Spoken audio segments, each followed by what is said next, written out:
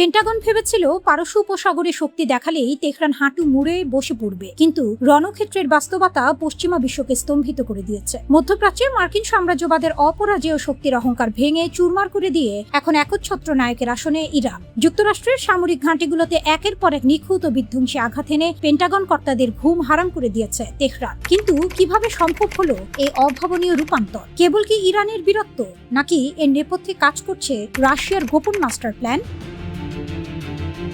US central command যখন ইসরায়েলের সাথে হাত মিলিয়ে মধ্যপ্রাচ্য জুড়ে উত্তাপ ছড়াচ্ছিল, তখন তাদের ধারণা ছিল ইরানকে সহজেই বাঘে আনা যাবে। পারস্য উপসাগরে 3টি সুবিশাল বিমানবাহী রণতরী আর 2 শতাধিক অত্যাধুনিক যুদ্ধ বিমানের বিশাল বহর পাঠিয়ে ইরানকে চারপাশে আটকে ফেলার ছক কষেছিল ওয়াশিংটন। কিন্তু তেহরানের অসীম সাহস আর সুদূর প্রসারী কৌশলের কাছে মার্কিন গোয়েন্দা সংস্থা CIA এর সব হিসাব নিকাশ আজ পুরোপুরি ভেস্তে গেছে।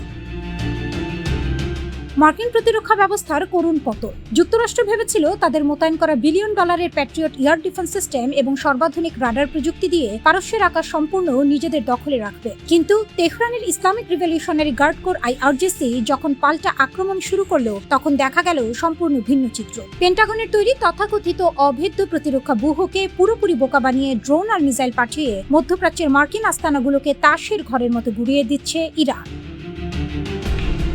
সৌদি আরব, বাহরাইন, কুয়েত ও জর্ডান থেকে শুরু করে ইরাকের পেন্টাগন নিয়ন্ত্রিত ঘাঁটি কোথাওই আজ মার্কিন সেনারা নিরাপদ বোধ করছে না। সম্প্রতি জর্ডানের এক মার্কিন বিমান ঘাঁটিতে ইরানের তীব্র ক্ষেপণাস্ত্র হামলায় অন্তত 2 জন মার্কিন সেনা প্রাণ হারিয়েছে। শুধু তাই নয়, রিয়াদে মার্কিন দূতাবাসের ভেতরে থাকা গোপন CIA কার্যালয় এবং পূর্ব ইরাকের গুরুত্বপূর্ণ মার্কিন স্থাপনায় ইরানের তৈরি ড্রোন বহর যে তাণ্ডব চালিয়েছে, তাতে ওয়াশিংটনের কৌশলগত অবস্থান ধূলিসাৎ হয়ে যাচ্ছে।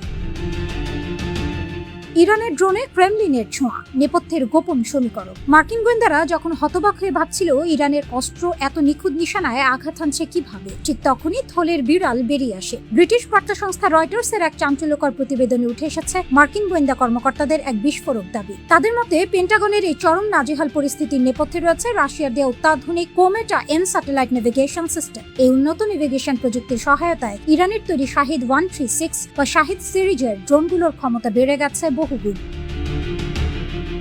অভেদ্য সিগন্যাল প্রযুক্তি। মার্কিন বাহিনী যেসব ইলেকট্রনিক জ্যামিং বা রাডার প্রতিরোধ ব্যবস্থা ব্যবহার করে, রাশিয়ার এই স্যাটেলাইট সিস্টেম সেগুলোকে খুব সহজেই ফাঁকি দিতে পারে। নিখুঁত নিশানা, জ্যামারের মুখোমুখি হয়েও ড্রোনগুলো তাদের নির্ধারিত লক্ষ্যবস্তু থেকে 1 ইঞ্চিও সরে যায় না। ফলে প্যাট্রিয়ট এয়ার ডিফেন্স সিস্টেম সক্রিয় থাকার পরও ড্রোনগুলোকে ধ্বংস করতে পুরোপুরি ব্যর্থ হচ্ছে যুক্তরাষ্ট্র।